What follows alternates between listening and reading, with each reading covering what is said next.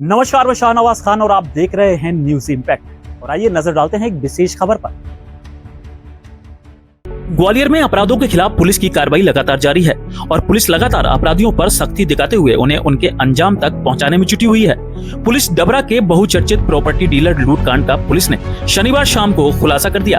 Police ने इस वारदात को अंजाम देने वाले सभी इंटर स्टेट बदमाशों को गिरफ्तार कर लिया है। इनके कब्जे से 3 देसी कट्टे, जिंदा राउंड और लूटी गई रकम में से 8.25 लाख रुपए बरामद किए हैं। पुलिस को इस गिरोह को दबोचने में बदमाशों के आने जाने के रूट मैप के अलावा सीसीटीवी कैमरों की बड़ी मदद मिली। करीब 125 सीसीटीवी फुटेज खंगाले गए। इसके बाद ही पुलिस इन बदमाशों को ट्रेस कर सकी। इन 2 बदमाशों का आपराधिक रिकॉर्ड है।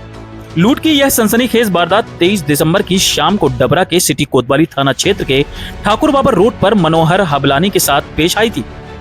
लूट की यह पूरी घटना प्रॉपर्टी डीलर के कार्यालय के सामने एक अन्य फर्म के बाहर लगे सीसीटीवी कैमरे में कैद हुई थी।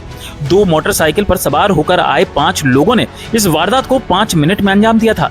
घटना की गंभीरता को देखते हुए पुलिस ने इसे चुनौती के रूप में लिया था। शनिवार शाम को रेंज के आईजी अरविंद सक्सेना ने मामले का खुलासा करते हुए कहा कि मौके का मुआयना करने के बाद सभी फॉरेंसिक साक्ष्यों को इकट्ठा किया गया। इसके आधार पर पुलिस ने कई सीसीटीवी फुटेज को चेक किया। डबरा पुलिस की आधा दर्जन टीमें क्राइम ब्रांच के साथ मिलकर बदमाशों के भागने का रूट मैप तैयार कर रही थी।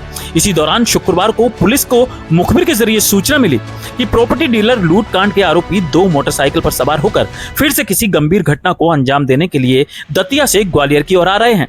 सूचना पर पुलिस ने चांदपुर तिराहे के पास एम्बुस लगाकर बदमाशों की खोजबीन शुरू कर दी। 2 मोटरसाइकिल पर सवार होकर आ रहे इन बदमाशों को पुलिस ने पकड़ लिया। बदमाशों में कालका उर्फ भोला कुशबा, नाहर सिंह गुड्डू, सुमित सागर एवं कृष्णा बैस बताए गए हैं। मुख्य भूमिका कालका कुशबा और नाहर सिंह की थी। यह बदमाश शिवपुरी, दतिया और झांसी के रहने वाले बताए गए हैं।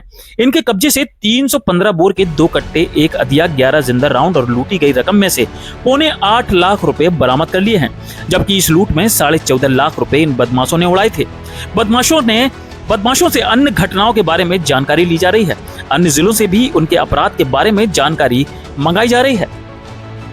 न्यूज इंपैक्ट से युवा पत्रकार शाहनवाज खान की विशेष रिपोर्ट।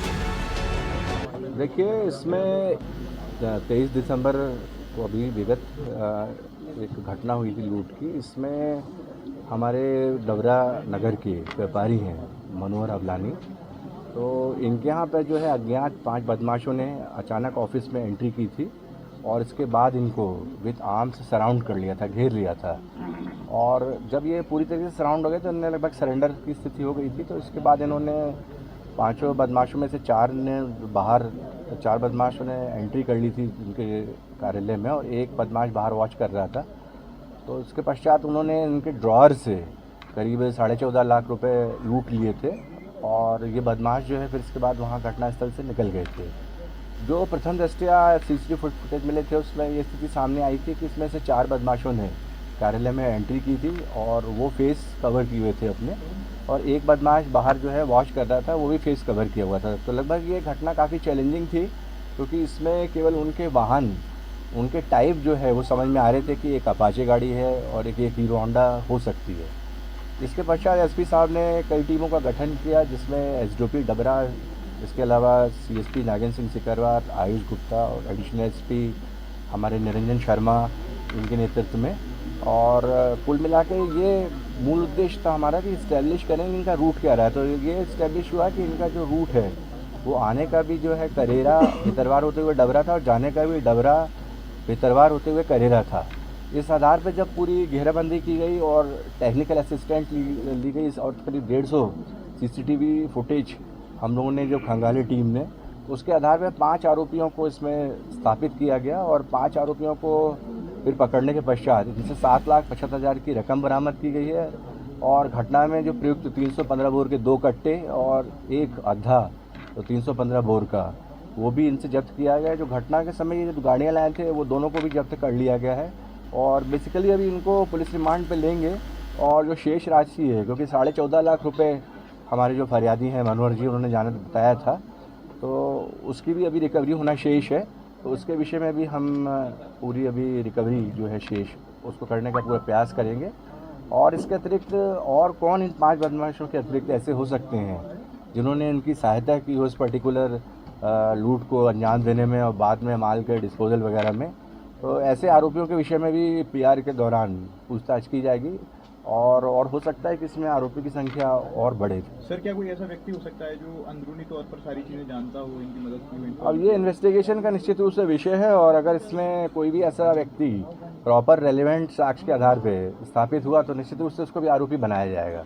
सर, टीम ने जो सराहनीय भूमिका निभाई है उनको पुरस्कृत वगैरह करेंगे? जैसा कि मैंने बताया इसमें कि 30,000 रुपये का जो पुरस्कार मेरी तरफ से भी घोषित था उनको भी मतलब इसमें पुरस्कृत किया जाएगा। और जैसा कि मैंने बताया इसमें एडिशनल एसपी निरंजन शर्मा हुए, हमारे एडिशनल एसपी लालकृष्ण चंदानी, इसके अलावा सीएसपी नागेंद्र सिंह और एसडीओपी डबरा विवेक और सीएसपी आयुष, सभी ने काफ़ी अच्छा काम किया। तो इनको वरिष्ठ लेवल से हम प्रशस्ति पत्र दिलवाएंगे क्योंकि एक बड़ा प्रोफेशनल काम था, यानी कि इनको पूरा हम इस्टेब्लिश करें आरोपियों को, उसके बाद इनसे जो घटना में प्रयुक्त हथियार हैं उसकी रिकवरी करें, घटना में जो वाहन यूज़ किए हैं उसकी रिकवरी करें, कैश की रिकवरी करें और अभी भी फर्दर और रिकवरी कैश की होगी, ऐसी पूरी संभावना है। सर, पुराना रिकॉर्ड क्या है इनका रिकॉर्ड है, इसमें से 2 आरोपी हैं, इसमें जो भोला है इसका काफ़ी रिकॉर्ड है, करीब 8 अपराध हैं, हत्या का मुकदमा इसके ऊपर रहा है पूर्व में कायम, इसके अतिरिक्त इसके खिलाफ लूट का अपराध भी पूर्व में कायम हुआ है